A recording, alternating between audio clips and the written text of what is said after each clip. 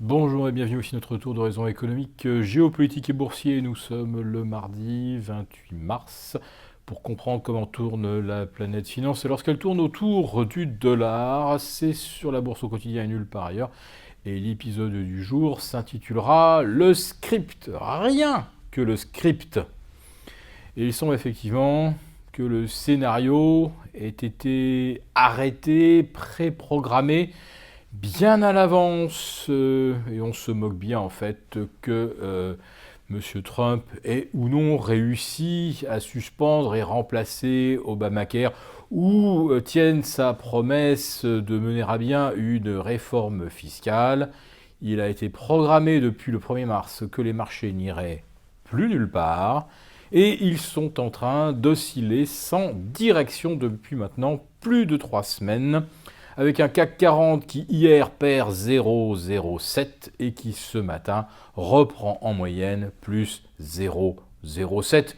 Des gains qui ne seront probablement pas tenus d'ici ce soir parce qu'il faudra bien rejoindre le pivot des 5000 comme cela a été programmé.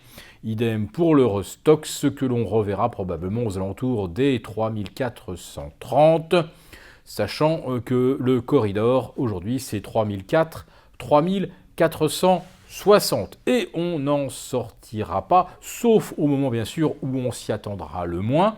On en sortira par le haut si les vendeurs sont majoritaires, c'est-à-dire si, perdant patience, des personnes jugeant le marché trop cher décident de reconstituer des positions plutôt vendeuses. On en ressortira par le bas si symétriquement il y a trop de gens qui jouent le miracle de la réforme fiscale de Donald Trump, un miracle qui a déjà valu à Wall Street plus de 15% de hausse, nous vous le rappelons, depuis les présidentielles. Donc on s'en tient au script, rien qu'au script, et celui-ci contient une mention implicite que nous jugeons, nous, décisive, à savoir que la volatilité doit être écrasée. Autrement dit, le VIX, l'indice de la peur, doit être maintenu entre 11 et 15. Les 15 ont été testés hier, mardi matin, lundi matin, après quelques accès de nervosité sur les futurs. Et de 15, on est retombé à 12,5, c'est-à-dire 10% au-dessus des planchers historiques.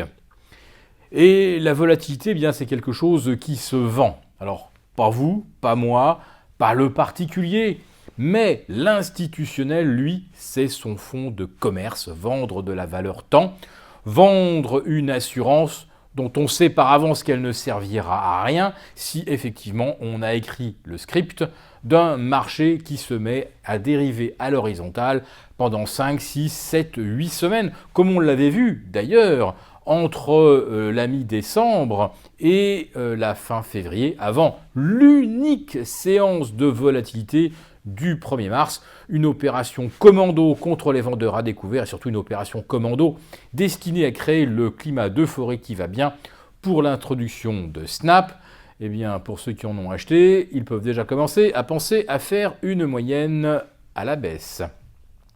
Alors hier, nous avons également vu ce qui aurait pu constituer un début d'éléments directeurs, de catalyseurs pour les marchés, à savoir le décrochage du dollar sous les 1,0830 contre euro, puis les 1,09 au plus bas en séance. Et puis, eh bien, est-il possible de piloter le dollar avec la même précision que les indices boursiers? C'est difficile à croire, mais enfin, le billet vert est revenu aux alentours de 1,0850 contre euro. Il préserve le palier des 99,30 contre un panier de devises, c'est le fameux indice DXY qui mesure si le dollar a une force ou une faiblesse relative, donc là c'est bien une faiblesse. On avait enfoncé hier les 99, 98, 90, et puis ce matin, eh bien, il n'y a plus de signal de baisse, on est revenu aux alentours de 99,30. Alors oui, vraiment, on est sur le fil du rasoir, mais eh bien, il n'y a rien de déclenché.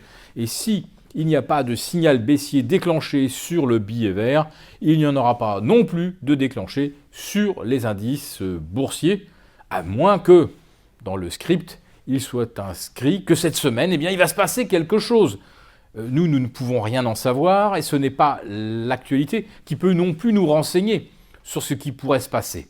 Parce que si l'on avait eu une boule de cristal, et que l'on avait vu M. Trump échouer dans sa tentative de remplacer Obamacare, il est clair que tout le monde aurait pris des positions vendeuses sur le marché, à Wall Street. Or, les indices US n'ont pas reperdu plus de 1% par rapport à leur sommet. Ils sont d'ailleurs toujours, comme on dit, topish, tout près de leur maximum historique. Alors c'est vrai que la baisse du dollar, c'est plutôt avantageux pour les entreprises exportatrices américaines, et symétriquement, ça ne l'est pas pour des entreprises européennes ou qui rapatrient leurs profits en dollars. Si le dollar baisse, ça fera moins de profits. Mais pour l'instant, rien ne fait rien au marché. Ça, vous êtes habitués à nous l'entendre dire. Pour l'instant, le marché a l'air de suivre le script. Rien que le script. Nous suivons le nôtre. Restez couverts.